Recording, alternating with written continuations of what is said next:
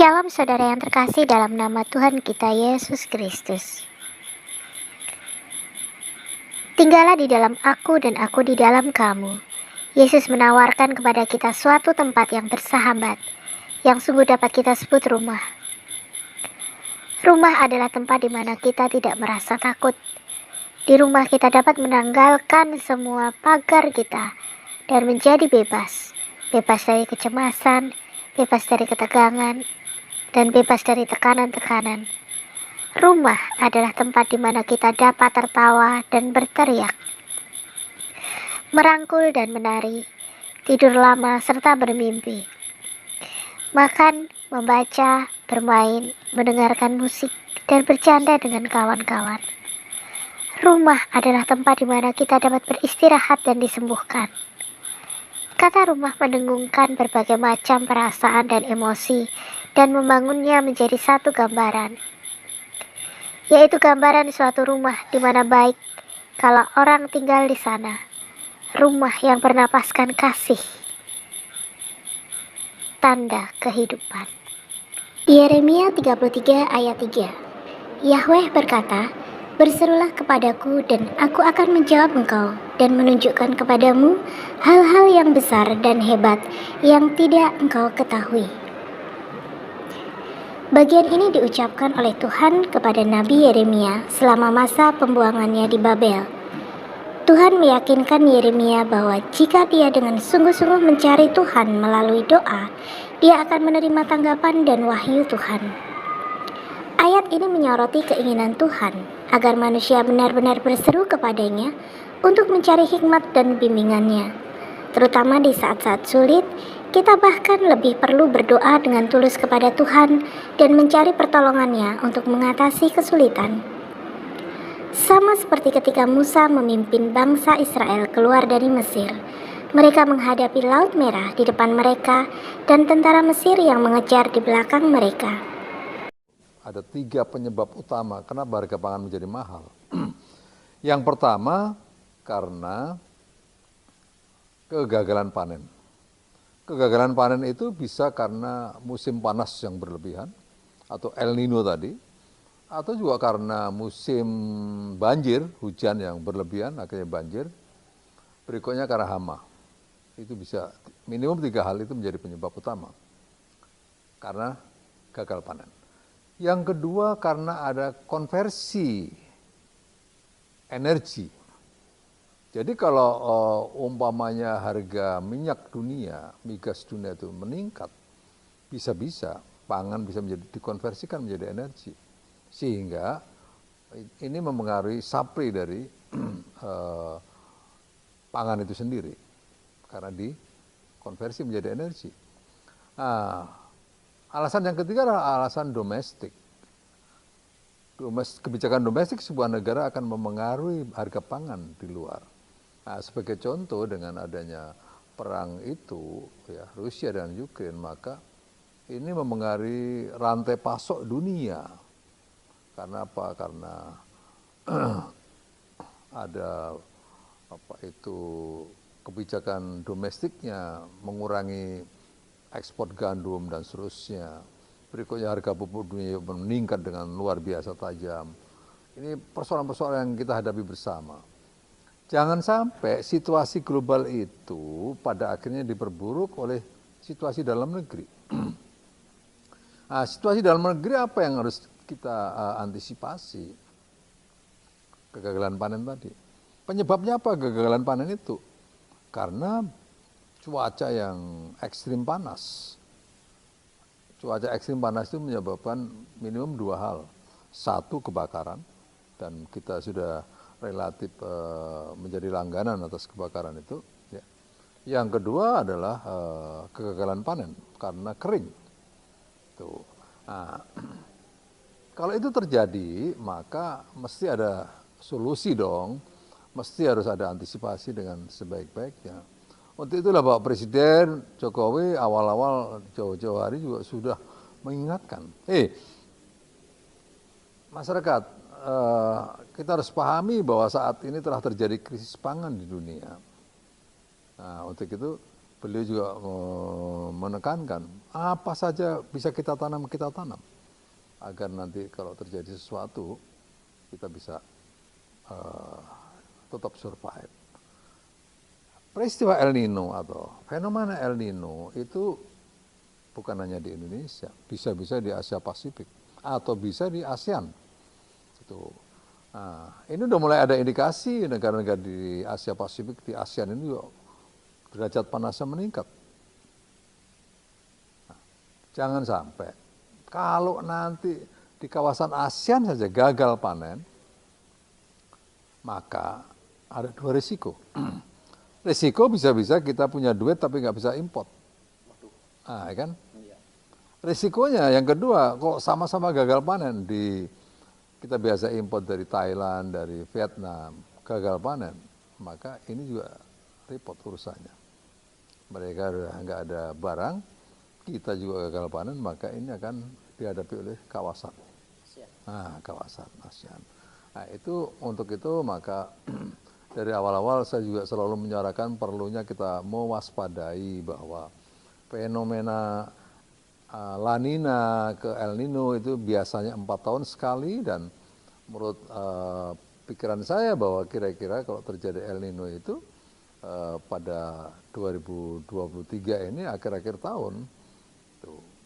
Nah, lebih lagi kita juga memikirkan bahwa apabila itu terjadi di akhir-akhir tahun, maka kita juga akan menghadapi masa-masa situasi politik dalam negeri yang meningkat.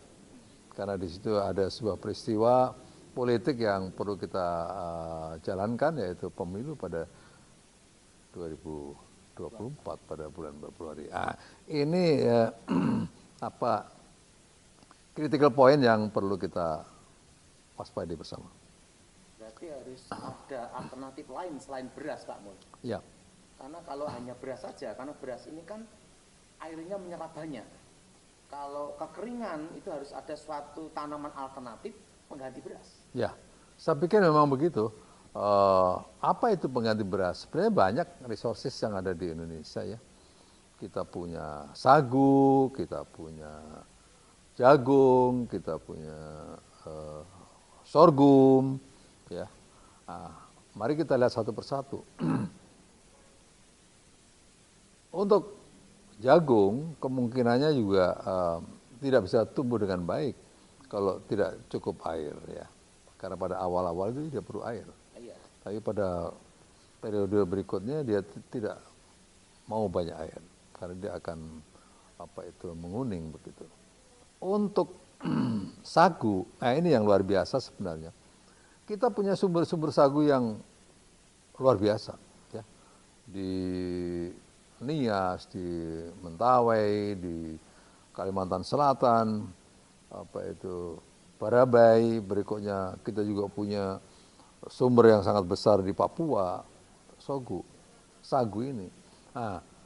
Hanya mungkin karena cara bekerjanya menjadikan makanan itu agak ribet, sehingga itu seolah-olah kok mau bergeser ke sana sulit. Padahal ini sebenarnya sumber-sumber karbohidrat yang sangat baik gitu.